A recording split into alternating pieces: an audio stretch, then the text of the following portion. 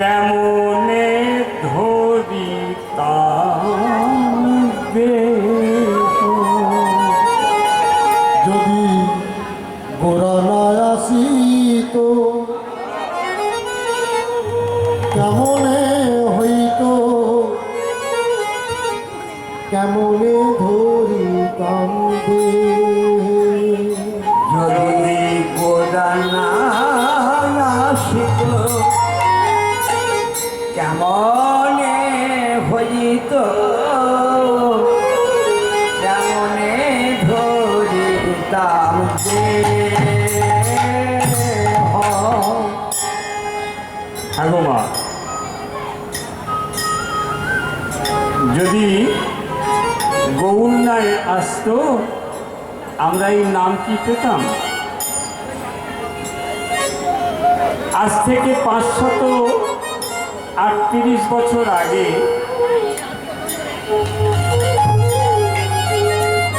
কীর্তন কি জিনিস কেউ জানতো না, হরিনাম কি হয় কেউ আমরা জানতাম না। জানলাম কি করে?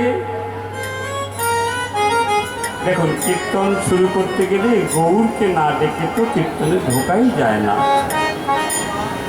আমরা তো কৃষ্ণের এই যে জন্মাষ্টমী উৎসব পালন করছি এটা আমরা জানতাম না।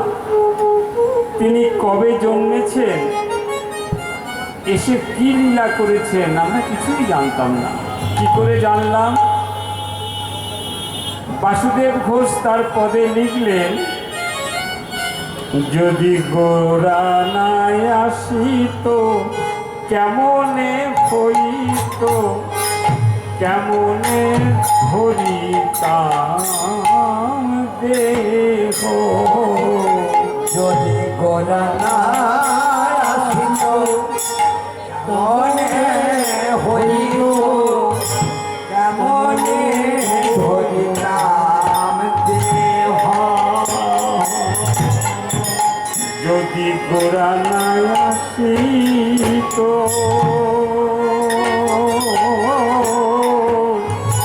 কেমনে হইত কেমনে ধরিতাম দেহ। যদি গোরা না আসিত কেমনে হইত কেমনে ধরিতাম দেহ। ওই রাধার মহিমা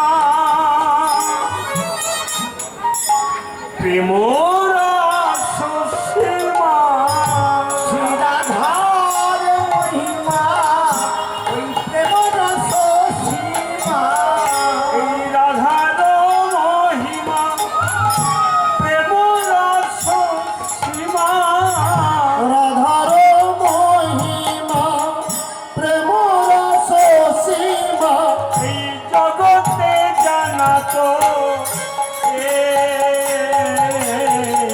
জগতে জানা তো ওই রাধার মহিমা প্রেম রসসীমা জগতে জানাত জগতে জানাত হ্যাঁ গো, তাহলে গৌরের কথা একটু বলতে হয় তো, গৌরের কথা একটু বলতে হয়। মহাপ্রভু আমার প্রথম নাম কোথায় শুরু করেছিল জানেন? আপনারা নবদ্বীপে নিশ্চয়ই গেছেন, আমি শুধু মনে করিয়ে দিই। এই নবদ্বীপে শ্রীবাসের অঙ্গিনায়, শ্রীবাসের অঙ্গনে শ্রীবাসকে বললেন, শ্রীবাস শ্রীবাস আজ থেকে তোমার গৃহে প্রতি সন্ধ্যায় আমি আসব, সকল ভক্তদের নিয়ে নাম করব, নিশি প্রহর নাম হবে। এই শ্রীবাসের অঙ্গিনায়তেই শ্রীবাস অঙ্গনেই মহাপ্রভু আগে এই নামের প্রচলন করেছিল। এই মহাপ্রভু বলছেন সকল ভক্তদের নিয়ে নাম আমি আজ এখান থেকে শুরু করব।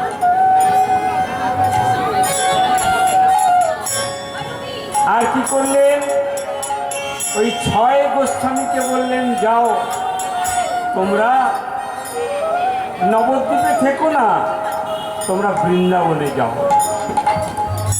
এই 6 গোস্বামী বৃন্দাবনে গিয়ে এই রাধা কৃষ্ণের যে যা কিছু লীলা তারা যা দেখেছেন তাই আমাদের কাছে বর্ণনা করেছেন।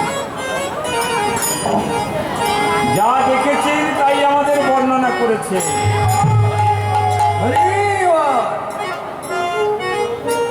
জানেন মা, শ্রীবাসের অঙ্গনায় প্রতিদিন সকল ভক্তরা আসত, সব ভক্তরা আসত।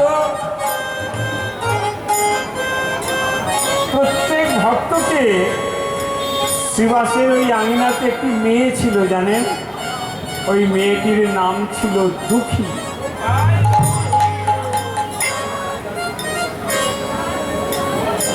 শ্রীবাসকে এসে দুঃখী বলেছিল, গোসাই আপনি যদি আমাকে আজ্ঞা দেন আমি প্রতিদিন ওই গঙ্গা থেকে জল এনে রাখবো, যত ভক্ত আসবে ছোট যত ভক্ত আসবে সকলের চরণ ধুয়ে দেব।